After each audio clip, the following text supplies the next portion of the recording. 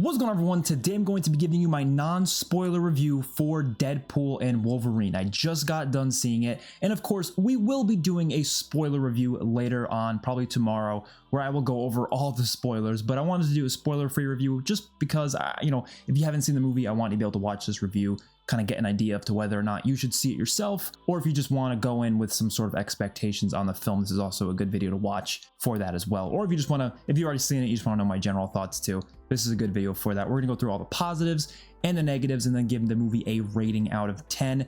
Obviously, because we can't talk about spoilers, and I will say this is a very spoiler heavy movie, so it's going to be hard to talk about it, but we're going to try our best as much as we can. So starting off with the positives, by far this is the most fun and probably one of the most entertaining movies of the year, and honestly in the entire MCU. And I know a lot of people get so caught up in like the technical aspects of films, you know, whether or not the writing's good, all this, like everyone gets caught up in that, but at the end of the day, entertainment value is what most people are watching these movies for. That is what people are going to see them for. And yes, this is a very crowd-pleasing, fun, entertaining film first and foremost. And I do think that's the movie's priority, which will be definitely a problem for a lot of people, but just know that you're not gonna have a bad time watching this movie, assuming you like fun. I don't think it's just, there's no other better way to say it. You can definitely hate this movie and think it's bad, but still have a load of fun with it, because I do think it is a very entertaining film at the very least. And I'm not saying that based on my opinions of the movie, I'm just saying that purely based on how I know a lot of other people are going to perceive this movie, and just based on what I've seen online, it already is a very divisive film. There's a lot of people loving it, just in awe of what the movie is, but there's also a lot of people who maybe aren't the biggest fans of Marvel or comic book movies in general that are just detesting this movie, because in a lot of ways, this movie is what a lot of people hate about superhero movies. I'm just gonna say it. It is a lot of the things that people hate about Marvel, but I think it works here, which is weird to say. I think it works here. All those things people hate on is in this movie, but they do stuff with it that makes it work better. And again, it's hard to say much more without spoiling it, but believe me, the fan service, the Easter eggs, the references to other past Marvel projects, it actually works the best here that it's ever worked in any of these Marvel multiverse films, at least in my opinion. It's also a Deadpool movie. This is a character that breaks the fourth wall all the time, so it's expected to have a lot of Easter egg moments where randomly Deadpool just throws in this reference to something that ends up leading into fan service. And yes, you can see that as a negative, where okay, they're just trying to do all this thing just to please the fans, but like, why is that a bad thing? Like, I don't know. People are gonna see that as a bad thing. People are gonna point it out, because I've heard people talk about it before. They complained about it in Doctor Strange and the Multiverse of Madness. They complained about it in Spider-Man No Way Home. But then other people just love it, because at the end of the day, we are fans of these comic book projects. We are fans of Marvel. We want to see this cool stuff, and this movie does deliver on all of that. In terms of all the multiverse films throughout Marvel, whether it's No Way Home, Doctor Strange, the Multiverse of Madness, Deadpool and Wolverine, I do think this handles the multiverse the best out of all of them. It gets a little bit more complicated of a discussion when we're talking about like Into the Spider-Verse. I think Into the Spider-Verse definitely handles the multiverse probably the best out of any of these projects, but if we're just talking like purely MCU, I do think this is a much better multiverse film. Do I think it's better than No Way Home and Doctor Strange 2? I'm not too sure. I wouldn't say necessarily, but it definitely handles the multiverse aspects the best. It handles the fan service the best. Well, actually, I wouldn't say it handles the fan service the best. I do think Spider-Man No Way Home did it a little bit better, but there definitely is more multiverse aspects to this movie compared to other films. That's basically what I'm trying to say. I also really appreciated that it doesn't ruin the legacy of prior movies. It only just builds upon them. So for example, everyone was worried, what was this movie gonna do to the movie Logan? Because Logan is such a fantastic masterpiece of a movie. It's my favorite Marvel movie of all time. And yeah, obviously I didn't want to see this movie disrespected. I didn't want to see them ruin that wonderful ending to that character. And I'm here to tell you, it doesn't. It doesn't ruin any of that. Do they make jokes about the movie Logan? Yes, there are a lot of jokes about that movie, but they are all in good taste in my opinion. Yes, some of them are probably going to piss off some people, but I don't see why it would piss anyone off. I don't get it. It's a separate movie, and it's a Deadpool movie. Like, it's a comedy. I'm expecting a comedy movie to make fun of stuff. That's just expected, and I'm completely fine with it. But it doesn't do anything with that ending that kind of ruins it. You know what I mean? Like, it doesn't touch the ending at all. The ending is still there. which is what they said. They said it like 2 years ago when they first revealed that this movie was even going to be a thing. They said straight up, it is not going to touch the ending of Logan. That ending is still there, and that is 100% true. They don't touch the ending. It still is a thing. This Logan we see in this movie is a separate Wolverine. They've already confirmed that, but believe me, they are not going to mess with Logan, so don't worry about that. Anyone's worried about that, they're not going to mess with it. I actually think they do quite a lot of interesting things with a lot of the elements of Logan.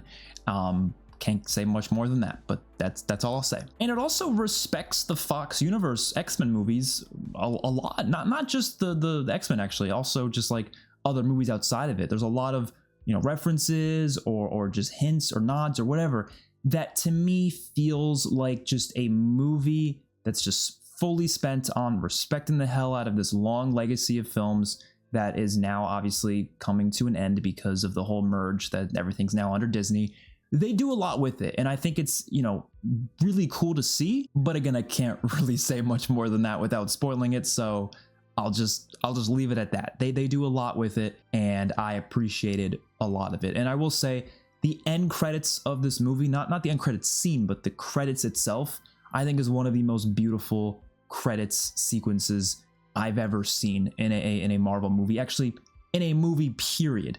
Like, I know everyone loved how Endgame's credits were, where it was like the characters kind of signing off. This is not that, but what they did, honestly, I was about to shed a tear. Like, it was a very, very good end credits thing. Just, you'll know what I'm talking about when you see the movie, but I loved every second of it. I thought it was a really nice touch to the movie. And yeah, again, respects the hell out of the legacy of these films. And of course, we got to talk about the cameos. I'm not going to say who or who or what or whatever. I'm not going to say that, of course. But yes, there are cameos. That's not a spoiler to say that. I think we all knew a multiverse movie with Deadpool and Wolverine, it was going to have people show up that, you know, we don't know about from the trailers. I'm not going to spoil them. Let me just say, holy shit. Like, some of them were so surprising to me, and they would never in a million years be anything I would ever guess for a cameo in this movie. Some of them I was able to guess. So it's really interesting to see, because there's some where I'm like, oh, I expected that, but it was still cool. And then others literally had me mind blown, because I was like, wait, what? They actually did that. So you will have a couple of those moments where the crowd, if they're, you know, people that get spoiled on it, they will be freaking out. And that was my theater experience. My theater was like, holy shit, at least a couple times in this movie. They were shocked. So yeah, brace yourself for that. But I don't want to set the expectations so high though, because it's not like Endgame level. I'm not going to say it's like, you know, the most crazy thing ever, but as a fan of Marvel, as a fan of comic book films, a lot of these were really cool things to see. And I do think some of them you might not really understand if you don't know a lot about comic book movies and in general, and just the entertainment industry. There are some jokes even in the movie, some references that you won't understand if you're not fully aware of everything going on. But if you are, there's a lot of things that just, I don't know, they worked for me. I know some people are going to get annoyed by it because a lot of it is fan service, but for me, it worked. At the end of the day, this literally is the multiverse saga. I want this stuff like this, the multiverse saga. That's the thing. Like, I never really understood people that get so pissed about cameos, because it's like, it's the multiverse saga. Like, that makes sense. That should be what they do. And this is honestly the last chance, well, the second to last chance of doing stuff like this. I feel like the next time we're going to see it would be probably Avengers Secret Wars, right? But like, take advantage of it while you can, and then after Secret Wars, stop doing any of the multiverse stuff. That's fine with me. But like, while we're here, yeah, do some stuff with it. Make it fun, make it interesting. That's cool. I'll just say I was satisfied on that front. I could have used more. I honestly could have. Like, there could have been more, and I would have been even happier.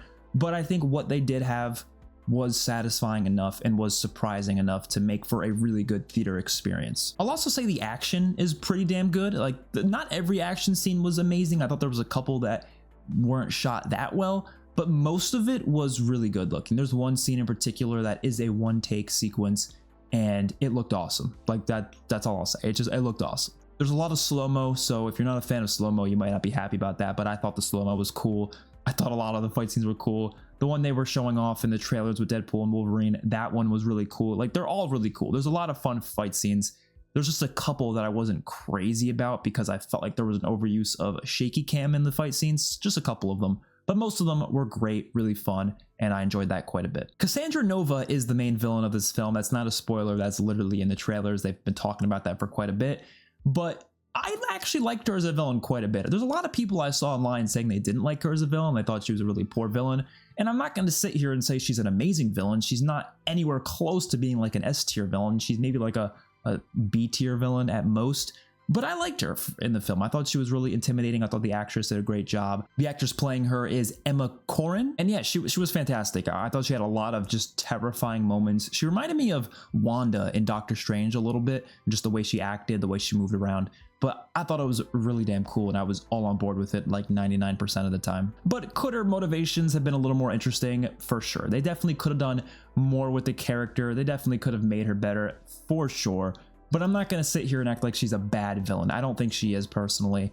I just thought, yeah, she was fine. She was good enough. She definitely made for an intimidating villain. And obviously this is a Deadpool movie, so you're expecting to have a lot of good comedy.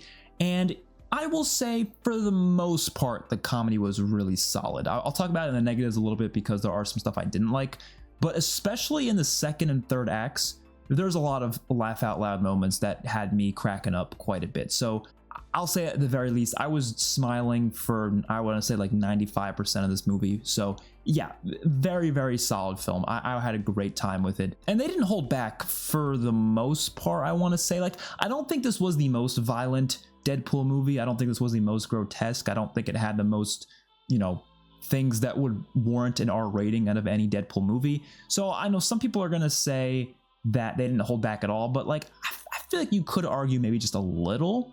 But I don't think it was enough to the point where it ruined anything. I think it definitely still felt like a Deadpool movie. It was very, grotesque when it needed to be. It had a lot of, fucked up jokes that borderline are just edgy, but still, they work, in my opinion, again, 90% of the time. I do think the best comedy actually revolved around Hugh Jackman's Wolverine because he's such a serious character the whole movie.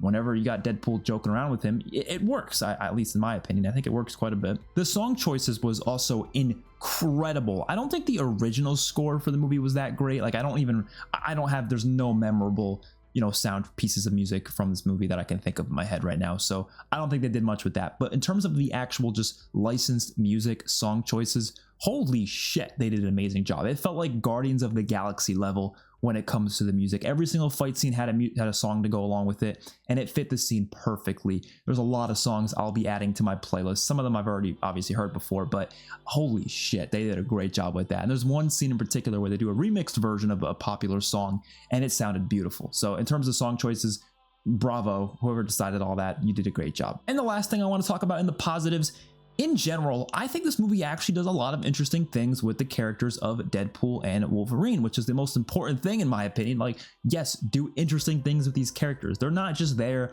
to be toys to fight other characters. I know a lot of people are gonna call this a movie where it's just toys, action figures, whatever, smashing into each other for 2 hours. You're gonna get people calling it that. But no, I do feel like there actually is an interesting story here. You have Deadpool, who is just trying to be, he's trying to matter, he's trying to be important, he's trying to be someone that people care about more than, not at least where he was previously. Like, not many people even really care about him.